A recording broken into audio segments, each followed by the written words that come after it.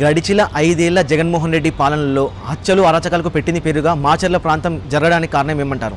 ఒకటండి, ఈరోజు మాచర్ల అని మాట్లాడుకుంటే ఇది పల్నాడు ప్రాంతం అండి. ఈ పల్నాడు ప్రాంతంలో ఎన్నో ఏళ్ల నుంచి ఫ్యాక్షనిజం ఉండేది. కానీ ఒకప్పుడు మహానుభావుడు కోడెల శివప్రసాదరావు గారు ఆ రోజు శాసనసభ్యుడిగా ఎన్టీ రామారావు గారు అవకాశం కల్పించిన తర్వాత పల్నాడులో ఫ్యాక్షనిజం లేకుండా చేశాడు. ఏ విధంగా అంటే పల్నాడులో పట్టాల్సింది కత్తి కాదురా, పల్నాడులో పట్టాల్సింది కలం అని చెప్పాడు.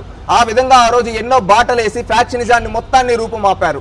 కానీ 2004 నుంచి పిన్నెల్లి రామకృష్ణారెడ్డి అనే ఒక వ్యక్తి శాసనసభ్యుడిగా ఉన్నప్పటి నుంచి అక్కడి నుంచి రౌడీజం ప్రోత్సహిస్తూ వచ్చారు. అది ఏ విధంగా వెళ్ళిపోయిందంటే 2019లో తాయికి వెళ్ళిపోయింది. అక్కడ ఏమంటే ఎంతో మంది అమాయకుల్ని, ముఖ్యంగా బడుగు బలహీన వర్గాల వాళ్ళని తన చెప్పు చేతుల్లో పెట్టుకోవాలని చూసి అది కుదరకపోవడంతో వాళ్ళని హతమార్చాడు. ఆ విధంగా తోట చంద్రయ్య లాంటి ఎంతో మందిని కిరాతకంగా హత్య చేశారు పల్నాడు ప్రాంతంలో. పల్నాడులో ఏంటంటే ముఖ్యంగా అండి వరికపుడిశాల ఎత్తిపోతల పథకం ఉంది. దాది కంప్లీట్ అయితే ఆ వరికపుడిశాల అనేది పల్నాడు ప్రాంతం మొత్తం సస్యశ్యామలం అవుతుంది. ఈ రోజు అలాంటి ప్రాజెక్టులను కనీసం పూర్తి చేయకుండా వీళ్ళ కమిషన్ల కోసం ఆపేసి ఆ ప్రాంతంలో ఓన్లీ రౌడీజాన్ని వీటిని ప్రోత్సహిస్తూ ఉన్నారు. అందుకని అక్కడ చదువుకున్న యువత ఏం ఆలోచిస్తూ ఉన్నారో తెలుసా? నేడు ఈ రోజు మన పల్నాడు అభివృద్ధి చెందాలంటే అది తెలుగుదేశం పార్టీతో మాత్రమే సాధ్యం. తెలుగుదేశం పార్టీ ఏనాడు గాని ఫ్యాక్షనిజాన్ని ప్రోత్సహించలేదు.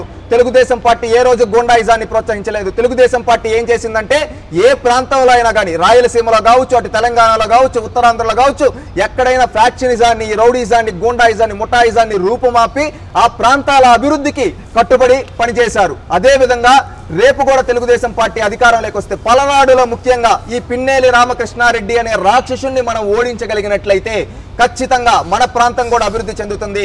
అందుకని గతంలో ఎవరైతే పల్నాడు ప్రాంతం నుంచి వలసలు వెళ్లారో, ఊర్లు వదిలి వెళ్ళిపోయారో, ఈ అరాచకాలు తట్టుకో వాళ్ళంతా ఈరోజు కదిలి వస్తున్నారండి.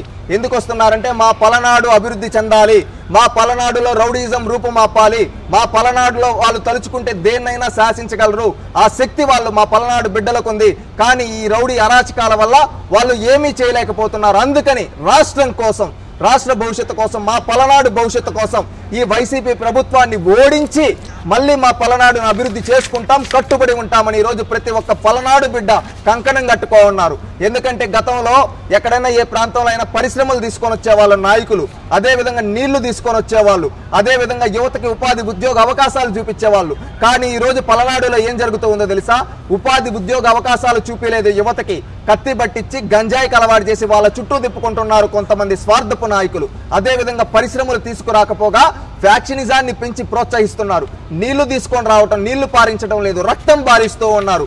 అందుకని అక్కడ వాళ్ళు 20 ఏళ్లగా ఒక నాయకత్వంలో మగ్గి ఈ రోజు బయటకు వచ్చి మా బానిస సంఖ్యలు తెంపుకుంటాం, మా పల్నాడును అభివృద్ధి చేసుకుంటామని కదులుతూ ఉన్నారు. పల్నాడు ప్రజలారా, ఇదే పౌరుషంతో రేపు మే 13వ తేదీ ఓటు వేసి తెలుగుదేశం పార్టీకి మన పల్నాడును అభివృద్ధి చేసుకున్నాం. మన పల్నాడుని ఒక ఫ్యాక్షనిజంగా, అరాచక శక్తులుగా మార్చిన ఈ పిన్నెల్లి రామకృష్ణారెడ్డిని, జగన్మోహన్ రెడ్డిని ఓడించి మన పల్నాడు అభివృద్ధికి బాటలు వేసుకున్నాం.